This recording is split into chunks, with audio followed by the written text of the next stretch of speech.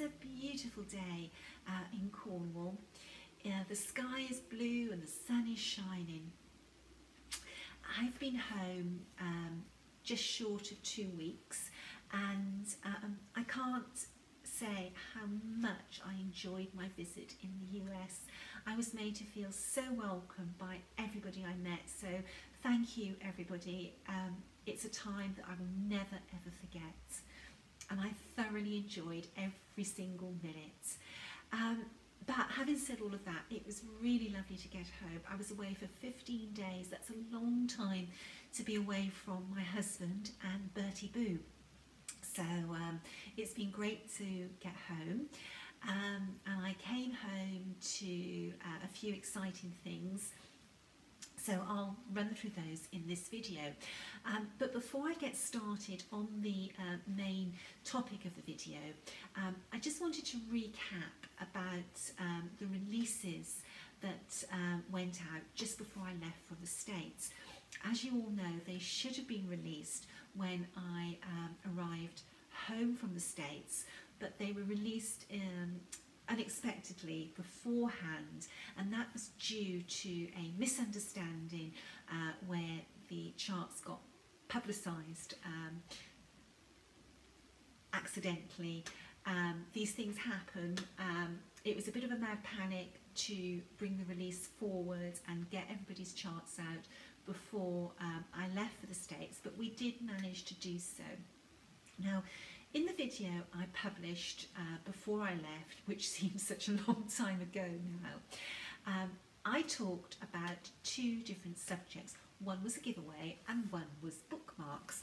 I just want to go back to the giveaway because many people have had Elizabeth's chart. You know, I'm just always blown away by the amount of stitches that buy our booklets, and a big thank you to each one of you.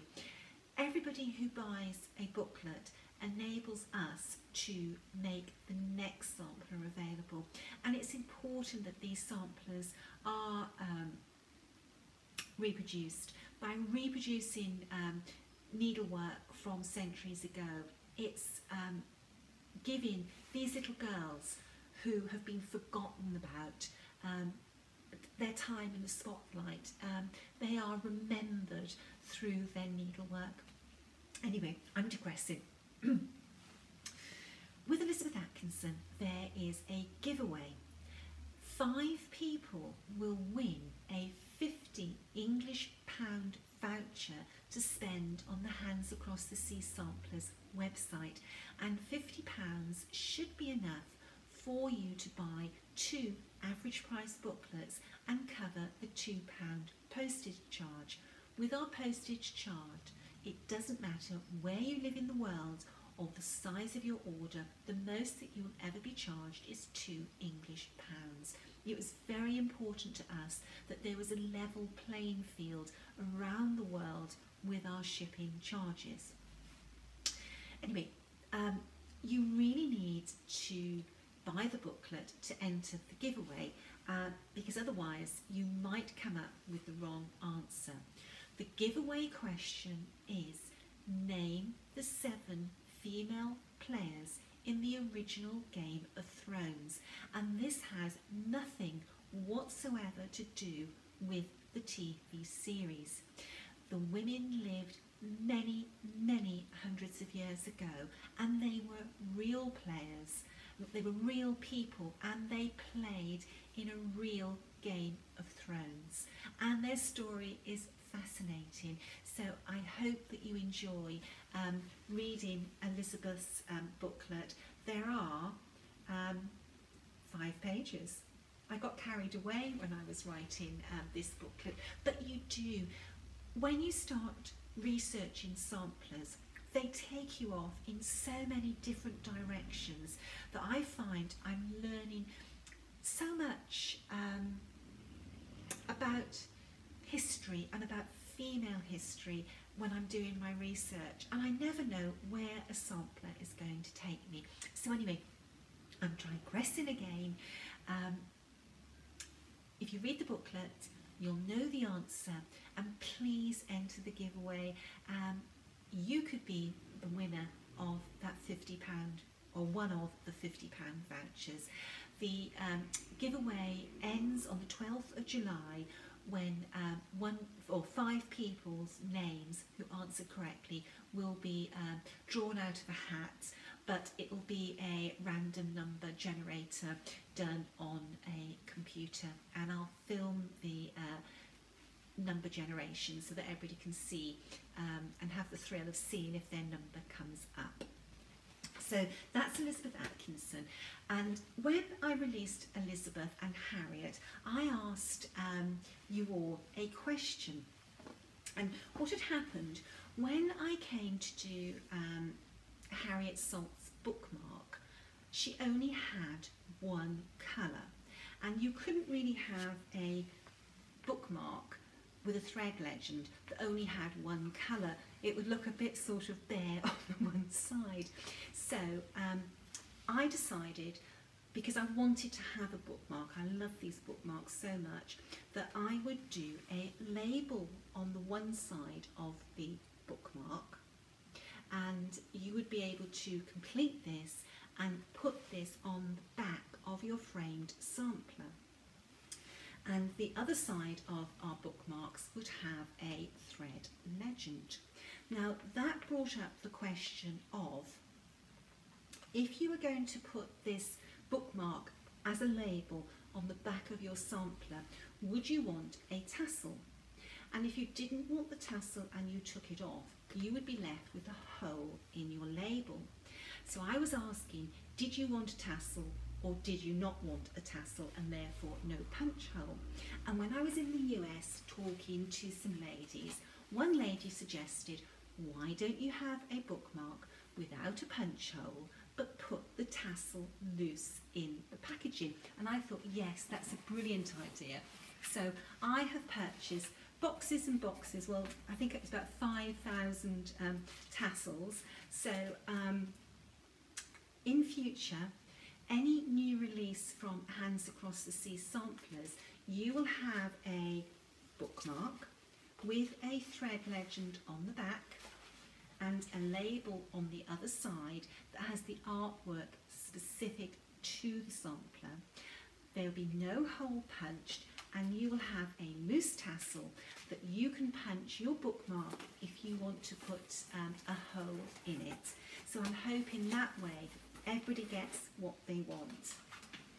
And I've just finished a booklet that's going to the printers on Monday morning. You'll be very, very glad to know that Mary Lee is now going to be issued for general release, and she will have a bookmark that isn't punched and will come with a loose tassel.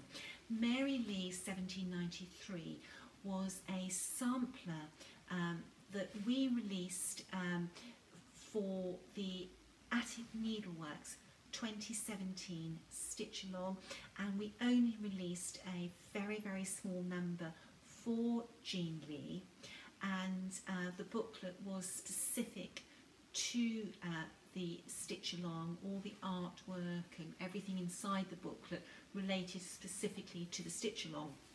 So since I've been back, I have been rewriting a completely new booklet for Mary Lee, and it looks beautiful.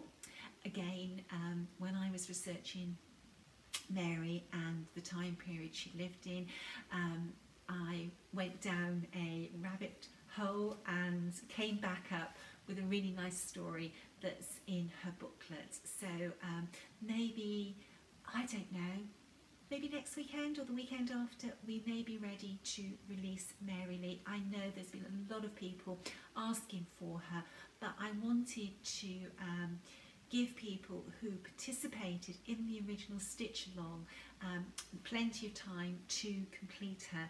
And you've had 2017, 2018 and a good half of 2019, so I think it's now the time for all those people who have been wanting the booklet to be able to get it. So that's something to look forward to. I still haven't got to some things I brought home with me, but when I got home, there were some things waiting for me, and my darling husband, he knows what I like, and these were waiting for me when I got home. And when I saw this case, I immediately knew that this was a pair of Monsieur Roulet scissors, but the shape of the case really intrigued me. Each case is carved specifically to hold the scissors that are inside, and the scissors inside these are very, very unusual. They're gorgeous. I really, really love them. Isn't that beautiful? I think maybe you can see the design a little bit better further away from the camera. Let's try and go in. Aren't those pretty? This gentleman is, oh, he's so gifted. He's 80, I think he's 83 or 85. He's definitely well into his 80s. And his workmanship is so beautiful. I cherish every single pair that I've got of these.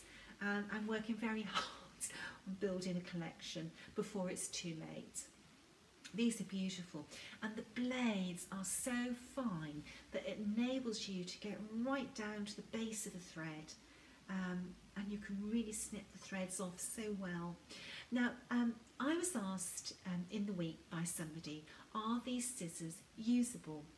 Yes, they are. They are embroidery scissors that can be used, but I wouldn't wear a pair of Mano Blancos or Louboutins to do the grocery shopping. I keep my special things for special occasions, and I don't use my Monsieur Roulet scissors on an everyday basis. One of the things is I'm always losing my scissors, and I often stand up and my scissors drop on the floor, and I have stone floors in the room that I stitch. So my actual working scissors, they have a hard life, but I always cut the first thread of a new project with a pair of Monsieur Roulet scissors, and I always cut the last thread of a project.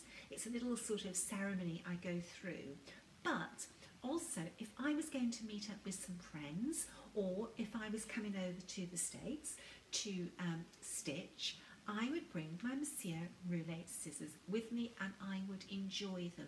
These are usable, but to me they're too precious to use every day, and by keeping them for special occasions, there is always the extra thrill of using them and being able to have them as well. If you use something every day, they start to get taken for granted. So that was a really lovely surprise, and thank you, darling. I appreciate all the thoughtfulness that you show me with the little gifts. Ray knows if it's needlework or sampler related, he's on to a good thing. Right, the other thing I came home to is this beautiful, beautiful book. It's Delaware Discoveries, Girlhood Embroidery, 1750 to 1850, by Gloria Seaman Allen and Cynthia Shank Steinhoff. And 1750 to 1850 is a very, very interesting period in schoolgirl embroidery. This book, I think it's about 400 pages. Let me just have a quick look. Yes, it's 400 pages, and it's beautifully put together. It's so nicely illustrated, and you have fabulous photographs that you can study the needlework. There are lots of information about the samplers featured in the book, and I always savour a book, and I like to treasure a book. So when I get a book, I always study it, and I always like to read the cover. And if you open the inside cover, it says, presented here in beautiful illustration are the stories of more than 170 samplers and their youthful stitchers.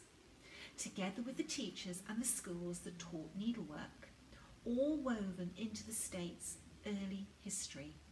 Students of material culture and the decorative arts will learn the role needlework and embroidery played in the early education of girls and in the lives of young women. When you read something like that, you can't help but want to dive into the book. Now, a book like this, I wouldn't sit down and read from cover to cover. I like to dip into a sampler and look at the picture, study the picture, read the story that comes with that sampler. Then I like to look at the sampler again, and then I like to stop and I like to think about everything I've read and what I've seen. So a book like this will last me a very, very long time. It'll take me a long time to get through all of this book, but I will savour every single word and every single stitch I see in each sampler. I think that ladies or gentlemen, people who give their time to compile books like this, we owe a huge debt of gratitude to. This is a labour of love. It's a beautiful book, and this is one that's well worth adding to your needlework library. The label on the back of the book says $75. Now, normally with reference books, I do like to buy these books from the museum or from the guild who have put the book together. But this is a very, very heavy book, and postage from the US to the UK is extremely expensive. I can never understand why it is so much cheaper to post from the UK to the US than from the US to the UK. It doesn't make sense. Like, I send samplers over to the US using UPS and pay one price, and then if you use UPS to send a sampler back from the US to the UK, it's about 10 times more expensive. It doesn't make sense, but that's how it is. So anyway, I'm digressing. I bought this book in the UK, and it is available for people in the UK to buy. It is through Amazon, but you know, the postage on this book from the US was almost as much as the book, and not everybody can afford that. So, you know, if you are after this book and you live in the UK or you live in other countries outside the US, this book is available for you. Just hunt around. The World Book Depository is another good source. But if you live in the US, you know, don't use Amazon if you can avoid it. Use the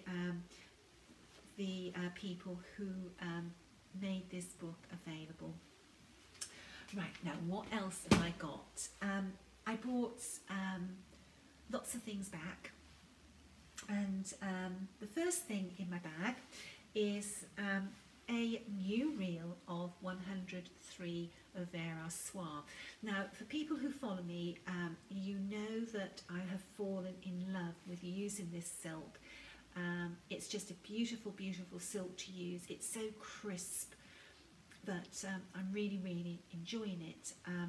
And this is a new shade. It's 207, and it's a gorgeous shade of green. It's a green that we find in many schoolgirl samplers. So this green will be put to good use in my reproductions. So if you are collecting 103, the new colour is 207. And I'm very, very grateful to Access Commodities, listening to requests to bring in more colours in this range. And the more of us that use 103, the more colours they will be able to introduce into the range in the US. There is a huge range of these colours in France, because Hermes use 103 to sew the rolled edges of their scarves, and you know, a Hermes scarf is probably one of the finest luxury items that you can buy in ladies' clothing, and I think the fact that Hermes use Avera Soie and the 103 to sew those delicate little rolled edges of those scarves speaks volumes about the quality of this thread. Anyway, Access Commodities tell me that they're going to be bringing in even more shades of green, and I'm very excited, and any new colours that I manage to source I will share with you on my Flosstube videos. Now, I did bring back some other things. Not everything I brought back was for myself, I will say that, but a lot of it was.